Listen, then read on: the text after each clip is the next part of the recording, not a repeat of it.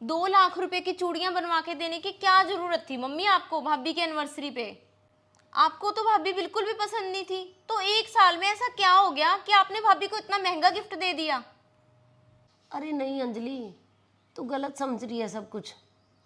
अरे मैंने तो तुझे घर का 1 साल से कुछ भी नहीं बताया। जो तुझे तेरी भाभी के बारे में बातें बताई थी ना, तो वो शादी से पहले की थी। अरे तेरी भाभी बहुत अलग है। मुझे सब पता है मम्मी। अरे भाभी मेरे ही कॉलेज में तो पढ़ती थी, और भैया की ना पिछले 3 साल से बातें होती थी भाभी के साथ। मुझे उनका नेचर सब पता है कि उनका नेचर कैसा है।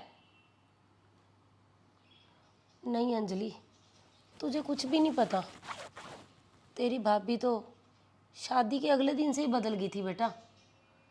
शादी के अगले दिन ही उसने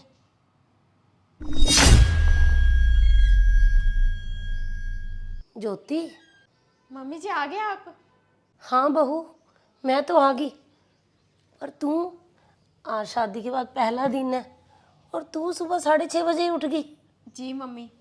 गुड मॉर्निंग मम्मी जी। मुझे आशु ने बताया था मंदिर से आते ही आप चाय पीते हो।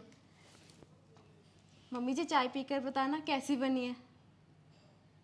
ये चाय बहू तूने बनाई है? अरे तेरी मम्मी तो बोल रहे थे कि तुझे रसोई का कोई काम ही नहीं आता है, और तुझे तो बहुत लेट उठने की आदत है। और ये ऐसे वर्क वाले सूट, ये तो बहू तुझे पसंद ही नहीं थे। छोड़ो इस बात को मम्मी, आप चाय पीकर बताओ कैसी बनी है।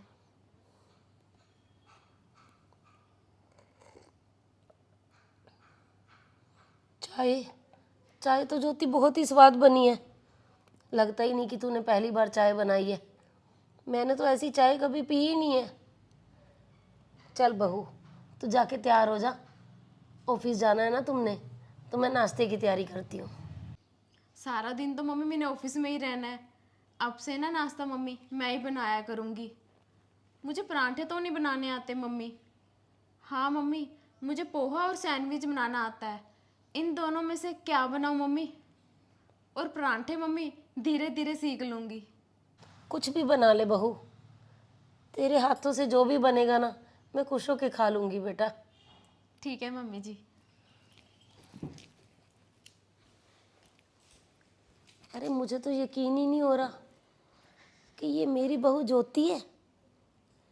मैंने तो आशु और ज्योति की शादी सिर्फ इसीलिए की थी कि आशु ज्योति को बहुत ज़्यादा पसंद करता था, और मेरी तो ज्योति की मम्मी के साथ यही बातें हुई थी कि ज्योति को कोई काम ही करना नहीं आता घर का। बहू वाले तो उसमें, बेटी वाले तो उसमें कोई गुण ही नहीं है। वो तो लड़कों की तरह रहती है। और वो तो ये भी बता रहे थे कि इसे कुछ बनाना भी नहीं आता।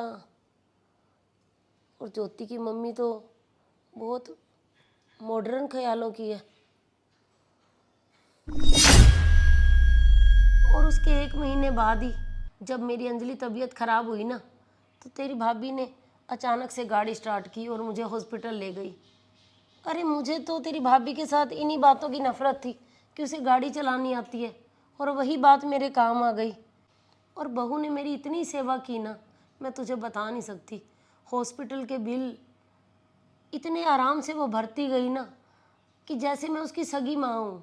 उसने एक दिन भी नहीं सोचा कि मैं पैसा अपनी सास के ऊपर खर्च कर रही हूँ। तो मैं तेरी भाभी के लिए कैसे ना बदलती अंजलि। मम्मी इतना सब कुछ हुआ और आपने मुझे बताया तक नहीं।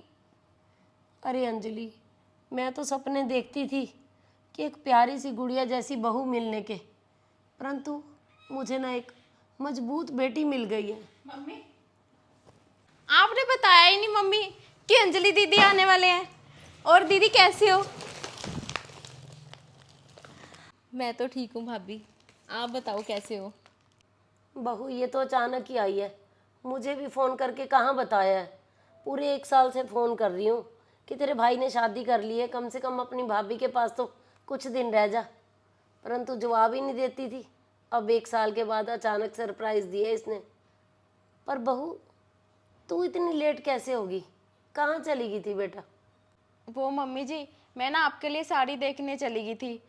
वो आप सीरियल में कह रहे थे ना, पिंक कलर की साड़ी मुझे बहुत पसंद है। तो मम्मी बताओ कैसी लगी आपको साड़ी? आज पार्टी में ना मम्मी यही साड़ी पहनना आप। अरे बहू, एनिवर्सरी तो तेरी थी, तो मेरे लिए गिफ्ट क्या करना था? मम्मी जी ये तो बनता था। और दीदी कुछ खाना वाना खा लो, फिर ना हम मार्केट चलते हैं आपके लिए भी शॉपिंग करने। अरे नहीं नहीं भाभी, मुझे ना आपसे कुछ भी नहीं चाहिए। आपने मम्मी को इतनी सारी खुशियाँ दी, इतना आपने मम्मी का ध्यान रखा, मेरे लिए तो बस यही काफ़ी है। मम्मी को तो बहू नहीं, एक और बेटी मिल गई है।